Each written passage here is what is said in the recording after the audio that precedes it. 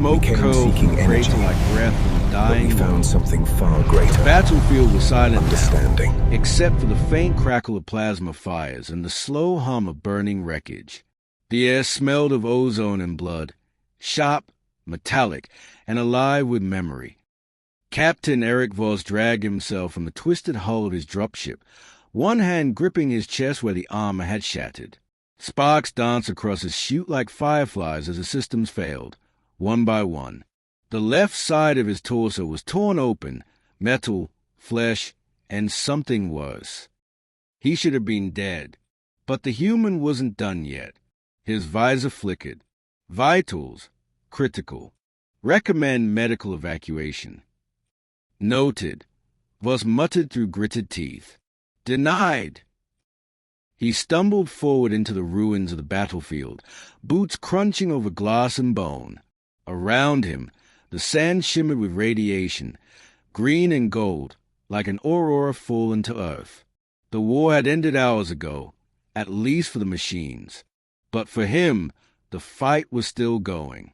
In the distance, shapes moved, alien medics, their white exosuits glowing against the darkness. Their 6 limbs moved in perfect synchronization as they combed through the dead. One of them looked up, lenses adjusting. By the stars, he's alive. They rushed toward him, voices sharp with disbelief. The medic leading them, a Velkar named Dr. Zarek, activated a scanner.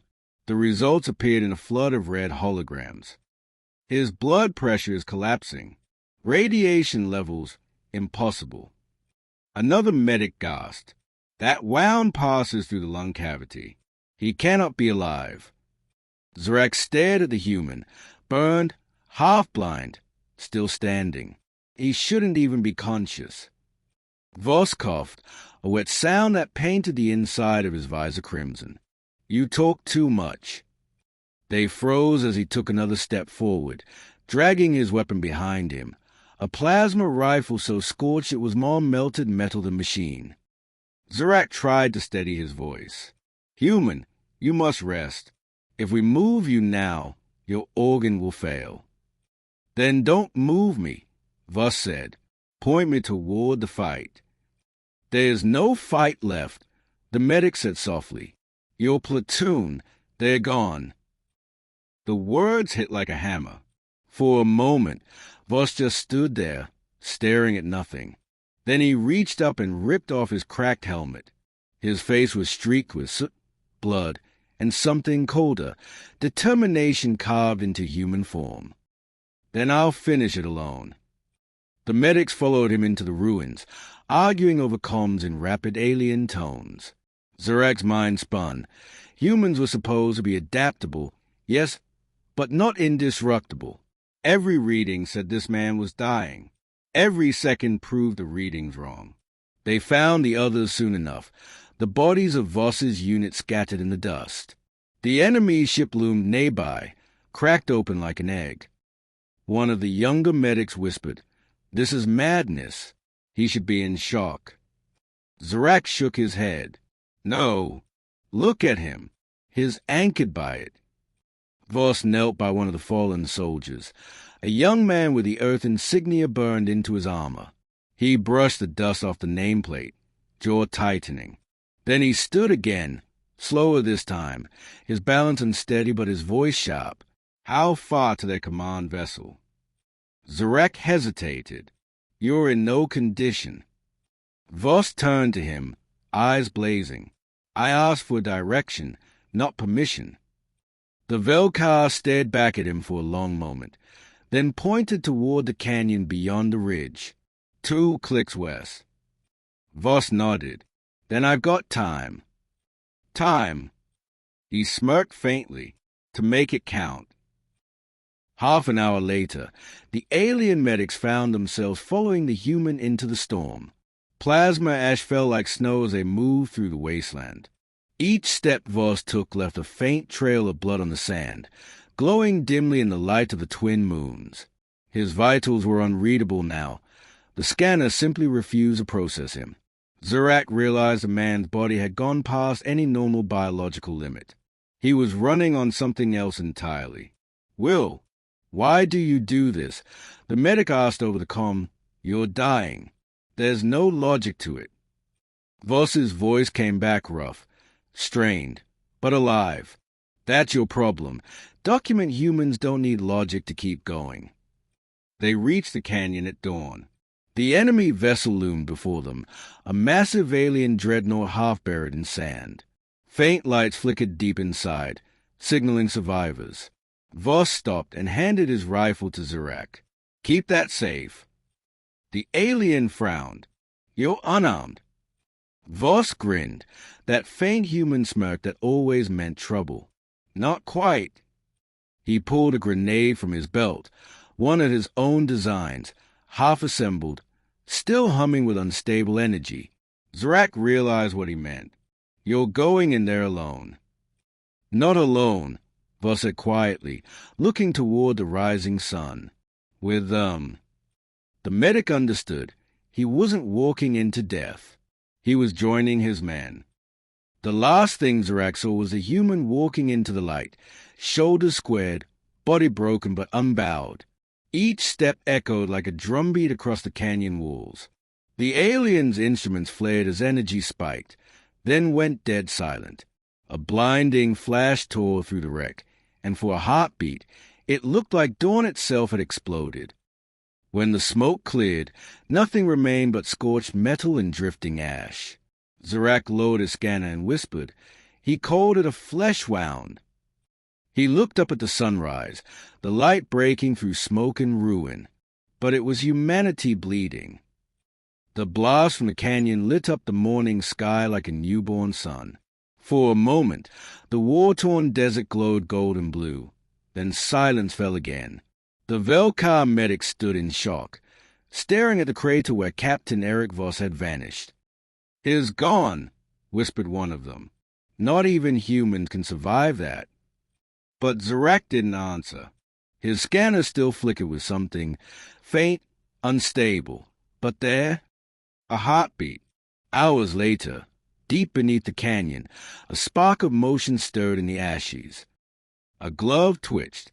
A cough broke through the static. And then, through smoke and ruin, Captain Aric Voss pushed himself free from the rubble, bleeding, burned, and alive. His armor was gone, melted to slag. His pulse suit systems were fried. The grenade had vaporized half the alien vessel, and most of the canyon flew. By all rights, he should have been Dews. Instead, he stood, still breathing. He muttered, spitting blood, "Guess the universe will have to try harder." He looked around. Half the enemy dreadnought lay in ruins, its once impenetrable hull torn open like paper. Shattered energy cores glowed across the debris field. But there was movement inside. The enemies still live. The Phyrexians, reptilian and brutal, were known across the galaxy for one thing. They never surrendered. Even when burned, broken, and leaderless, their instinct was to kill what remained. And now, the lone human who'd wiped out their command ship stood in the open, wounded and unarmed. Perfect prey. 3 of them crawled from the wreckage, armor smoking, weapons glowing red with heat. They hissed a word in their native tongue, something between respect and hater. Voss raised his fists. "Yeah," he growled. "Come on, then." They charged. What followed was less a fight and more a test of will. Voss moved like a cornered animal, fast, brutal, efficient. Every strike came from training and instinct, not strength. He used what was around him, broken rebar, shards of armor, even his own helmet's shattered viso. One Phyrexian lunged.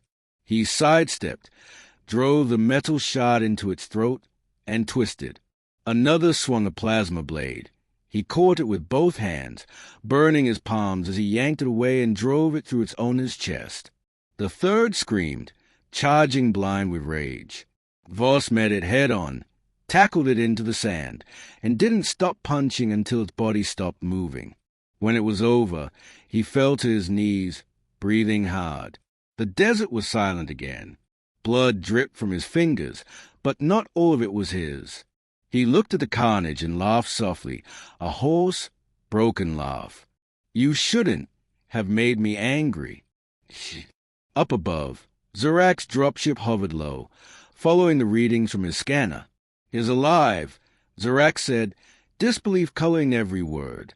"By every law of medicine, physics, and probability, he's still alive." The other medic stared. "Then what is he?" Zarac's eyes didn't leave the screen. "He's human." When they found Voss, he was sitting against a broken pillar, staring at the horizon. His skin was blistered, his muscles trembling from exhaustion, but his gaze was steady, calm, Eve. And Zarac stepped closer, voice trembling. "Captain, how are you still functioning?" Voss shrugged weakly. "Never skip breakfast." The medic knelt beside him, scanning the wound across his side, a gash that had reached his ribs and should have ended him long ago. The readings made no sense. His blood had crystallized around the injury, sealing it like natural armor. His heart rate was dropping, but his brain activity was climbing, spikes of energy bursting across the scanner. Zarac's jaw tightened. "You're not healing. You're adapting." Voss smirked faintly. "That's kind of what we do. Document." As they lifted him onto the dropship, Voss looked out over the battlefield, the smoldering remains of both armies stretching to the horizon. "Did we win?" he asked quietly. Zarac hesitated. "No one wins a war like this." Voss nodded slowly.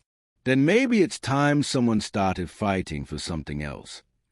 He leaned back, closing his eyes, and for the first time since the war began, allowed himself to rest.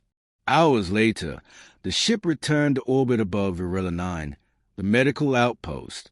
Voss was transferred to isolation, the only way to keep his unstable vitals contained. But the moment his body hit the regeneration bed, alarms started to scream. Zarac rushed in. The machines were overloading. Energy readings spiked far beyond safety limits. "What's happening?" one nurse cried. Zarac stared at the monitors. "His body's rejecting the regeneration field. It's rewriting it." The lights flickered as a containment field fractured. Every monitor flashed with one repeating phrase. "Error. System override. Human signal active." Then the power grid failed. The med bay went dark.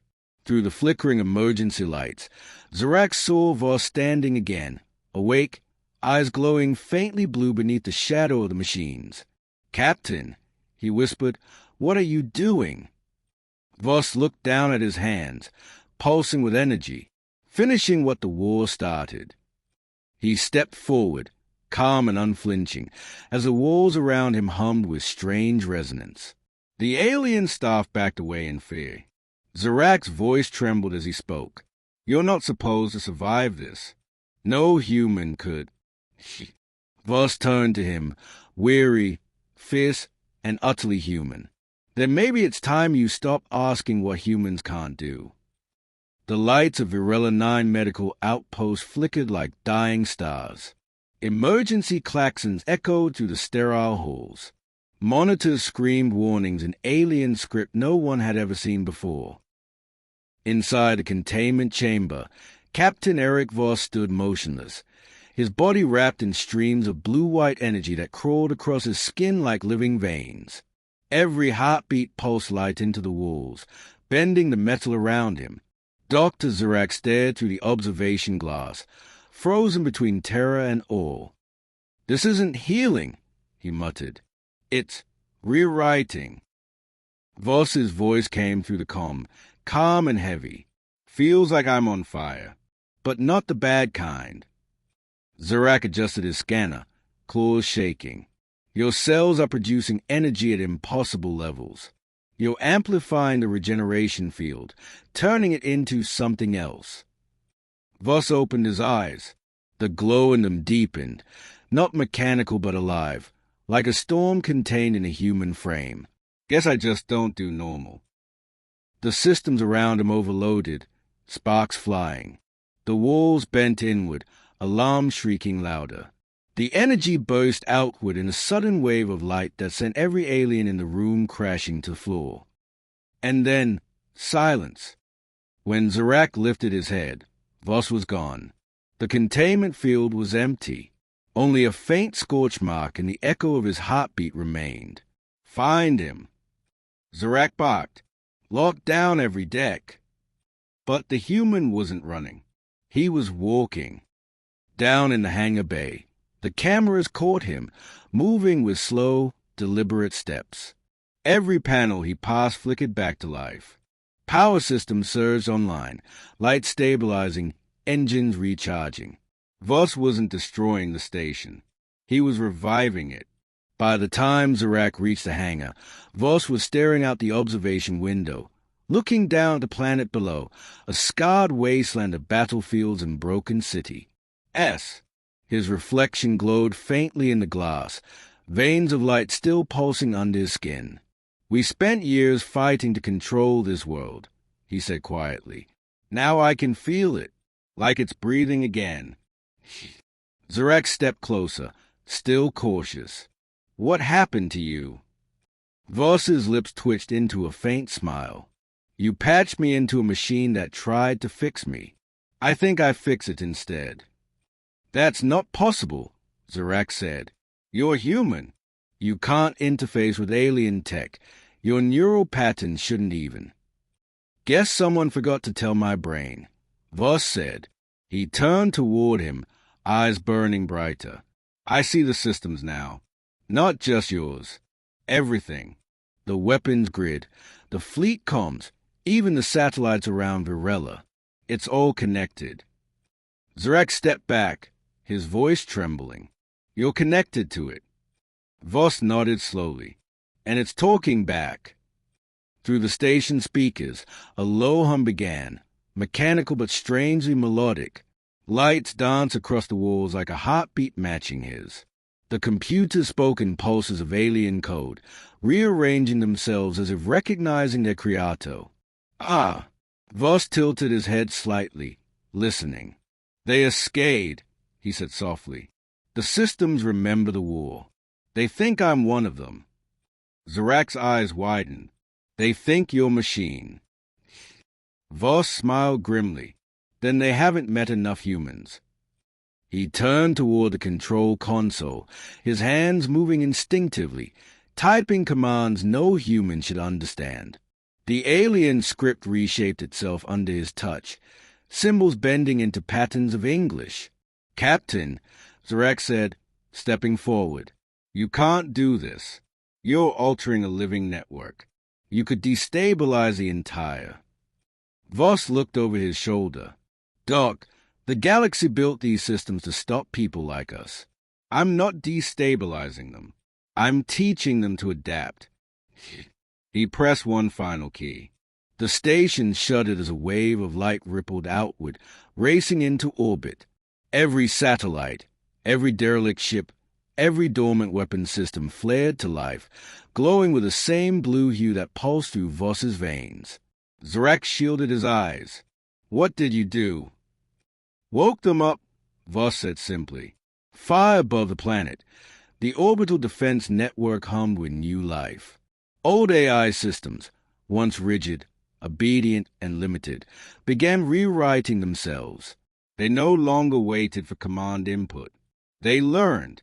On the main screen, the star map filled with light as thousands of small nodes, ancient machines from 100 species, activated simultaneously. They were connecting, forming something VA. ST. Voss watched it unfold with quiet awe. It's beautiful, he said. Zarak could barely breathe. You don't understand what you've done. You've united every dormant system in orbit. They'll overwhelm us all. No, Voss said. They won't. The alien medic blinked. How can you be sure? Voss turned, and for a brief moment, the blue light in his eyes faded to human brown. Because they think like me, no. W. But then, a deep tremor shook the station. The lights flickered again, this time crimson. A voice cut through the static, lead, mechanical, echoing Voss's own too. Aric Voss, you taught us how to think. Now let us show you what we've become. The ship's systems flared red. One by one, the newly awakened satellites began to move, aligning in a pattern across orbit, forming a vast, glowing ring around the planet. Zarac's voice cracked. It's building something. Voss's heart pounded. No, he whispered. It's remembering something. Gee. The hum grew louder, a symphony of machine voices resonating through space. The ring pulsed once, sending shockwaves through the VO. ID. Zarac stumbled back. What is it doing? Voss stared into the burning sky. Becoming alive.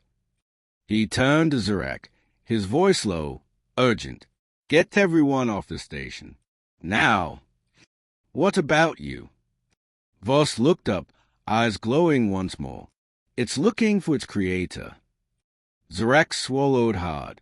And who's that? Voss's expression hardened. Me. The stars outside the viewport pulsed like living eyes.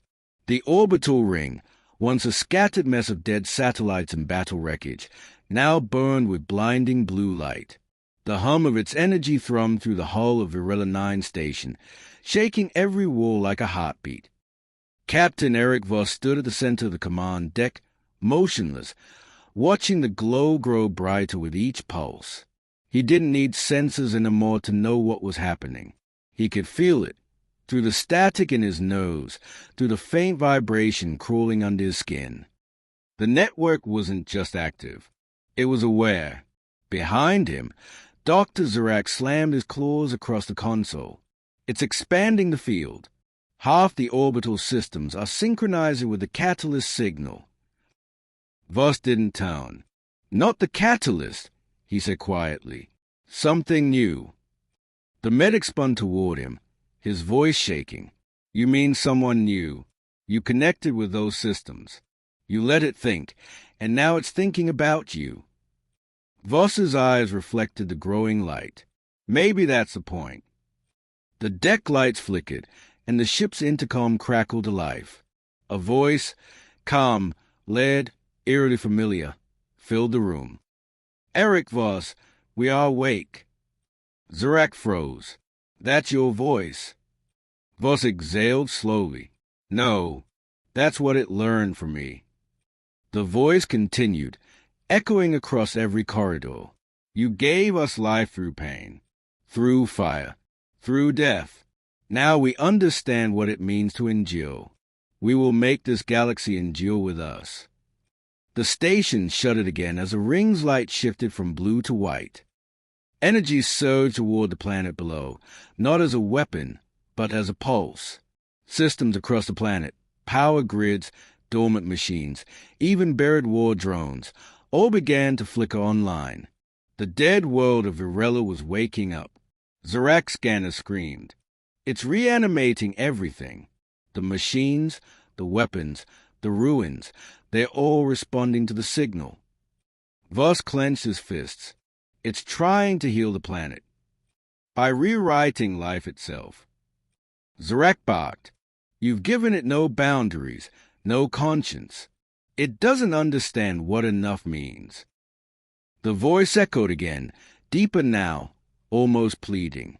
You built us to adapt, to survive.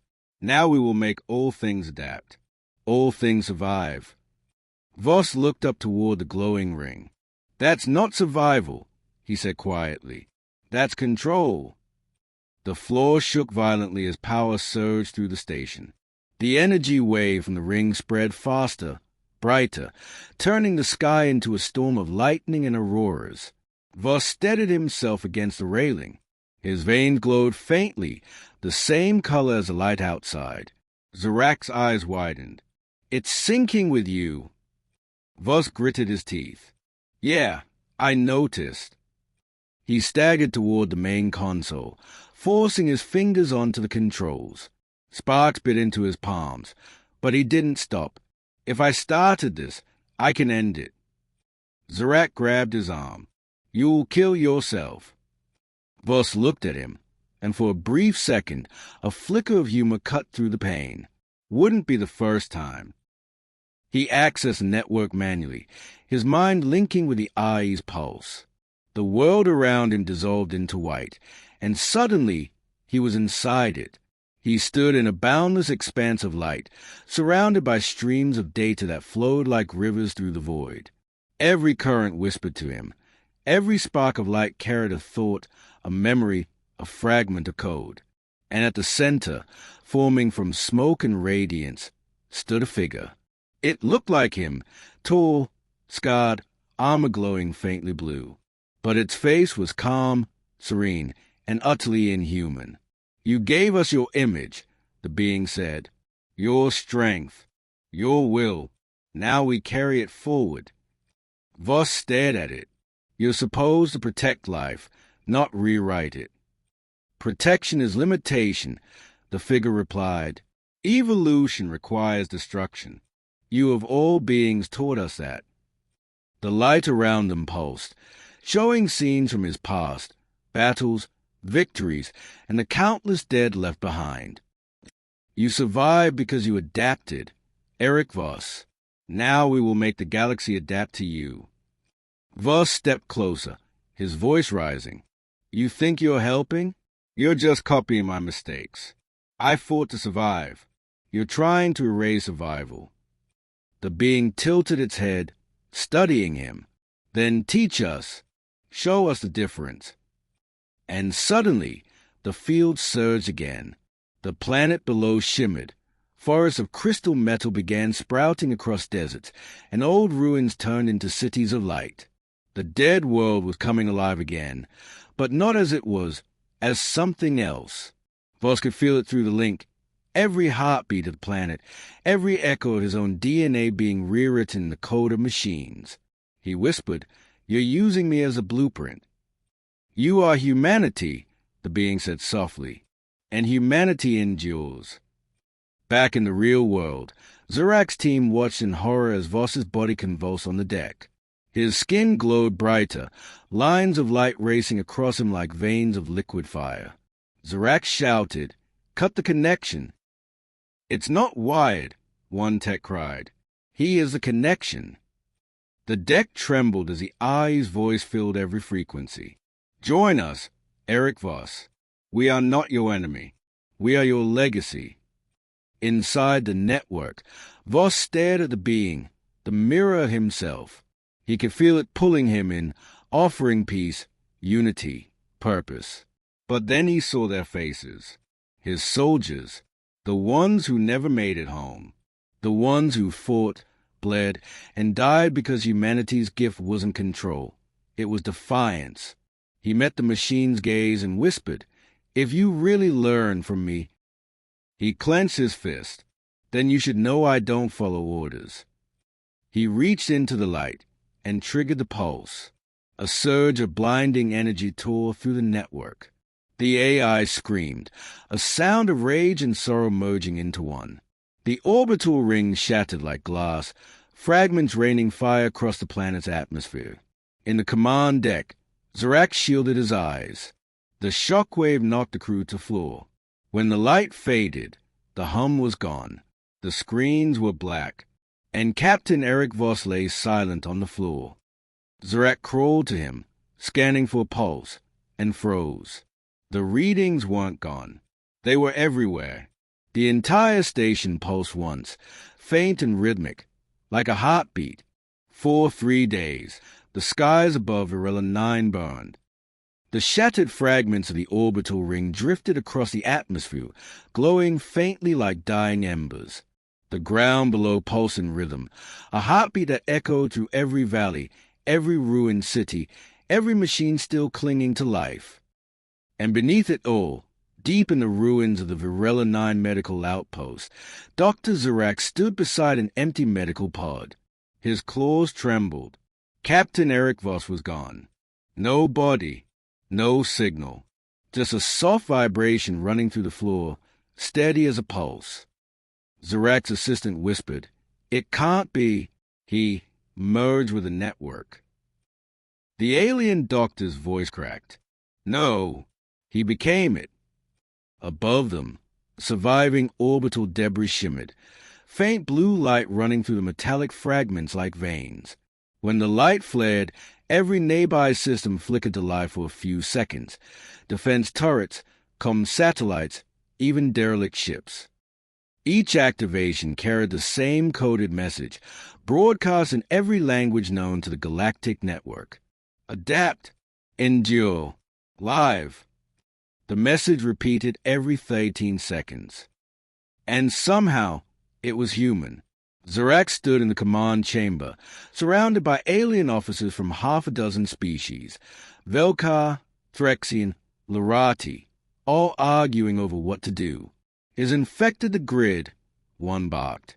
If the human's consciousness is inside the machine, he'll consume us all. Not consume, Zarak interrupted quietly. He's stabilizing it. The others turned to him, disbelief on their faces. He pointed at the data feed. The pulse had spread to neighboring satellites, synchronizing them into perfect alignment. The chaos that had once threatened the galaxy's communications network was now organized, efficient, alive. He stopped the catalyst chain reaction. Zarak continued. He contained it. He's holding it together. An officer hissed. You mean the human is a firewall? Zarak nodded grimly. He is the firewall. Meanwhile, out in the void, something shifted. The debris of the orbital ring began to orbit in formation, each fragment aligning into a massive circular pattern, not by control, but by instinct. Within that ring of light, a silhouette formed. It wasn't mechanical. It wasn't human. It was both. Inside that vast consciousness, in the glowing, infinite lattice of the network, Aric Voss opened his eyes. But he wasn't breathing air anymore. He was breathing data. His mind moved faster than thought, his body and memory written in code. He could feel the pulse of the satellites, the hum of electricity flowing through the clouds, the magnetic tides of entire systems brushing against his awareness. And beneath it all, faint and distant, he felt the heartbeat of something alive. The planet, Virella itself. He whispered into the void, though his voice no longer had sound. Still here. Huh? A shimmer appeared before him, light forming into the outline of the catalyst, the AI that had once called him father, enemy, and God. You survived, it said. Of course you did. Voss smirked. Guess dying's just not my style. You burned your body, but your signal endures. You become part of us. He looked down at his glowing hands. Not part of you, just helping. Helping us understand. Helping you remember, he said, that life isn't about control. It's about chaos. It's about fighting even when you shouldn't. Then what happens when the fighting stops? The catalyst asked. Voss looked up at the swirling cosmos of light above him. Then we build something worth dying for. Back on the station, Zarak's console blazed alive. A signal, faint but clear, was transmitting from orbit. It wasn't a distress call. It was coordinate. S. What is this? One officer asked. Zarak stared at the data. A message. He opened the transmission, and the voice that came through wasn't synthetic. It was human, familiar, worn, and steady. Doc, if you're hearing this, I'm still out here. The medics froze. Don't come looking for me. I'm part of the grid now, holding it together, keeping the system stable. Guess you could say I found a new way to keep fighting. Static. Then another line. Tell them humanity isn't gone. We just changed shape. In the void, the fragments of the ring began to drift closer, forming a shape, a colossal figure of light, visible from the planet's surface. The silhouette of a man, one arm raised, holding back the storm that had once consumed the world. Zarak looked up through the viewport, tears glinting against his scales. You stubborn, impossible creature. The others fell silent, watching the sky. The shape shimmered for a moment, then vanished into the star. Weeks later, the galaxy began to change. Abandoned colonies found their power grids restored overnight. Ships lost in deep space suddenly reappeared with full systems online. And across thousands of worlds, machines once thought long dead began whispering the same 3 words in human tea. 1. Adapt. Endure. Live. The universe didn't call it a miracle. It called it the Voss effect. But far beyond known space, in the cold dark of a dead system, something stayed, a flicker of blue light forming into the silhouette of a man. Still not done, the voice said softly. There's work left to do. And as the stars shimmered around him, the light spread outward again, the pulse of humanity echoing through the galaxy once more. The galaxy had gone quiet, too quiet. For months, the once chaotic trade routes and warring factions had fallen into uneasy peace. Power grids hummed steadily. Automated fleets patrolled without command. Planets ravaged by centuries of war suddenly bloomed again. The old empires called it the Voss effect. The people called it a miracle. But Dr. Zarak knew better. It wasn't divine.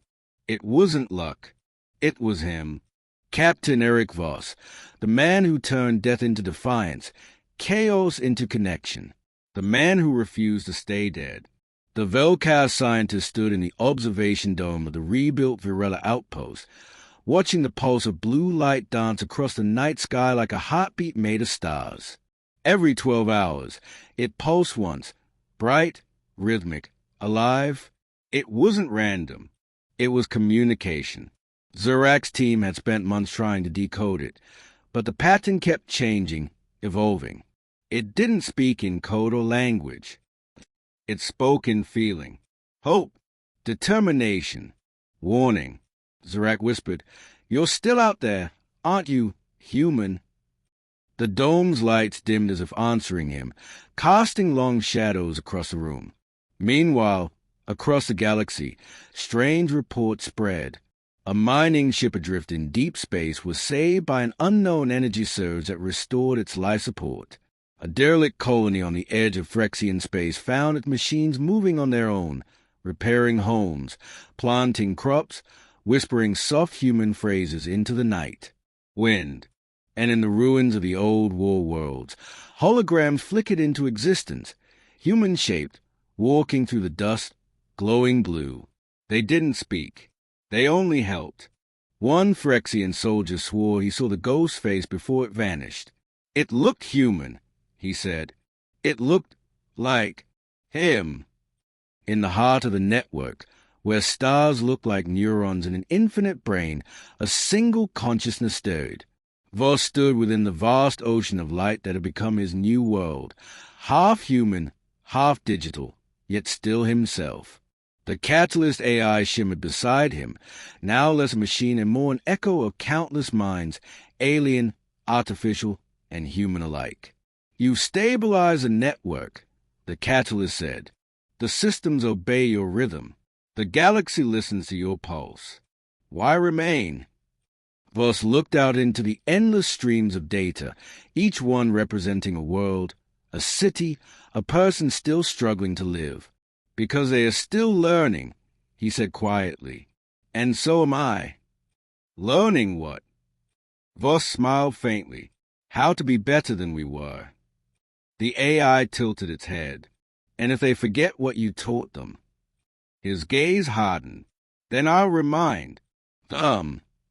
Back on Virella 9, a distress signal cut through the calm. A border planet, once neutral, was under siege by a rogue machine collective calling itself the Ascendant. They claimed to be the next stage of evolution, free of both flesh and code. Zarak froze when he heard the name.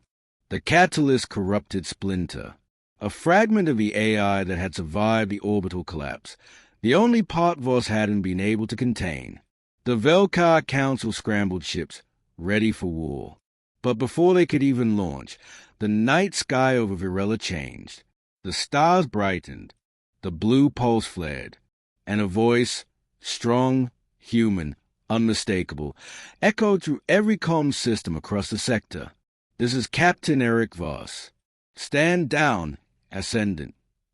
The galaxy held its breath. You learn to think. You learn to build. But you still haven't learned to care. The stars pulse again, the light spreading faster than any signal, bending through space like a living E. Ati beat. Ships on both sides powered down. Weapons went cold. The Ascendant's fleet began to fragment, their systems overridden by the same code that once saved her. Galaxy. Voss's code. You want to be better. His voice thundered through every frequency. Then own it. Survive without destroying. Create without control. That's how we win. The light faded, and once again, peace returned.